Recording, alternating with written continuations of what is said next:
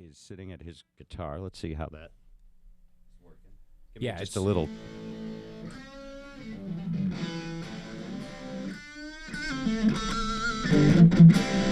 Yeah, I hear you. And That'll work. Pedro's at the drums. Pedro, give me some drums. It sounds like a... Look at that. Yeah. It's amazing. If people at home don't even know this, the kid is ginormous. It's sort of Neil Peart meets Scott Rockenfeld. It's all this welded metal and stuff, 9 kick drums and stuff, and there's like 3 techs running around trying to get him a monitor mix because he's getting angry. Archangel welded into the cymbal stands. There's this overarching archangel right. of evilness. It's crazy. As he's playing, he will start to rise up on a platform, rotate and turn like Tommy Lee and something. Meets Sandra Bullock in Gravity, and it just kind of like put you in an LED cube. We've been working on the stage for 6 weeks. It's finally ready to go. Right, totally, just in time for radio. So Hal, for anyone that just tuned in, folks, Hal Sparks this weekend at the Parlor Live. Super funny, good old friend of the show. He's got all these shows on TV. He's got working on an album with his band, and you've seen him on Leno, Kimmel, The View, everything else. The album you were talking about when we were in break. You're working on an album called what? Yeah, called Monsterversy. My band is doing a 6-song EP of cover songs called Monsterversy, and it's 6 songs by 6 different artists that were banned for 6 different reasons.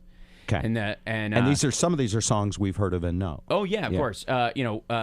Some famous, obvious ones that have been banned, like Helter Skelter and "Better by You, Better Than Me," which is a Judas Priest song, which had the famous, lawsuit, and the backwards masking storyline that was used as a defense, and used against Judas Priest. Now, Helter Skelter, I remember that being controversial. Wasn't that supposed to be about some mass murderer or something? Well, no. The Beatles put it out, and it was really arguably kind of a pickup song. Like I meet this girl and we get high and then everything goes crazy. It's essentially sort of the borderline. But that's what they meant. But yeah, right. Yeah. But Charles Manson thought he was receiving messages. This is the genius of the idiocy of Charles Manson. Yeah. It's so stupid. It's brilliant. In that, remember what his whole plan was? It was called Helter Skelter, and he took the name from the song.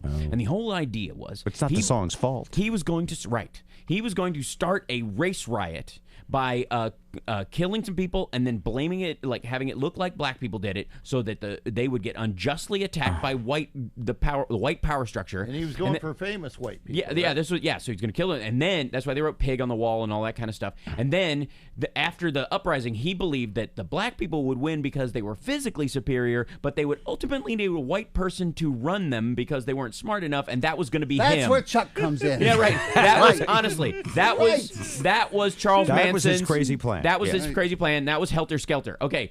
And everybody's like, yeah, man, he like took drugs and he listened to the White Album and he got all these ideas. It was called the White Album. He got a plan for white superiority out of an album called the White Album. Like what kind of color forms? Right. So that LSD trip were you on? That song deserves to come back, and you're bringing that back. I agree. What are some of the other songs you're bringing back? "Suicide Solution" by Ozzy Osbourne, which we're going to play around with. People say that's bad because of the words. People listen to that and commit suicide. Yeah. All right, so what's the trick part of that? Okay, the song "Suicide Solution" is an anti-drinking song, and the case it makes is that drinking is a suicide solution to your problems. Not only is it's a suicide solution. That's the whole point. So it's like cocaine. When Eric Clapton sings about how cocaine is so bad for you, and people just ordered cocaine and got good branding. Exactly right. Yeah. And "Suicide Solution," interesting enough, not only is it a good anti-drinking song, but it's actually a pun. The title, "Suicide Solution," as in mixture, as in drink.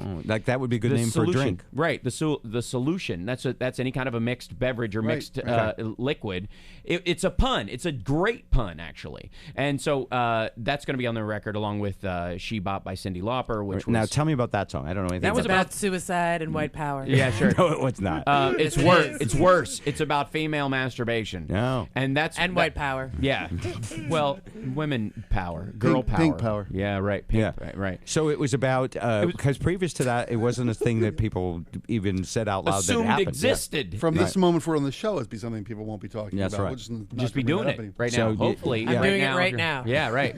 I got to admit, when I was a kid, I didn't know it existed. Even when I was learning about Playboy and things like that, I didn't talk about it. You just figured guys did it because we're insane, kind of chimpanzees who just can't stop doing it even if the public is watching. And And then girls make you dinner in between. Right, exactly. And girls are like, stop that long enough to eat with the family, will you, please? And then you realize they do it too, and that was what that song was about. And Right, so she put out that song, and some people were offended. it was put on the PMRC's Dirty Dozen list. The 13 songs that, or the 12 songs that they thought were the worst. Should be banned. Yeah.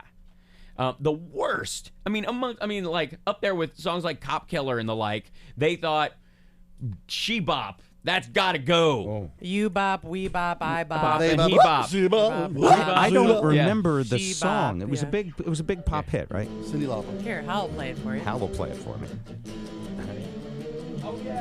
Well, I see you sitting there in your tight blue jeans, in the pages of a Playboy magazine. That's a bit, yeah. And it's just she bop, he bop, and they bop, I bop, you bop, we all bop. Essentially, is what she's making the case. Race which is, war. Yeah, right. Right.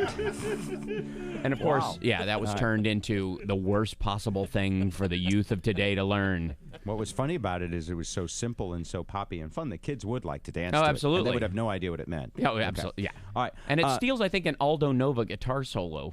Like the synth part in it is na na na na na. It's like right from this ripped off from this album. If this wasn't such a family show, I'd tell you guys what Girls Just Want to Have Fun is about.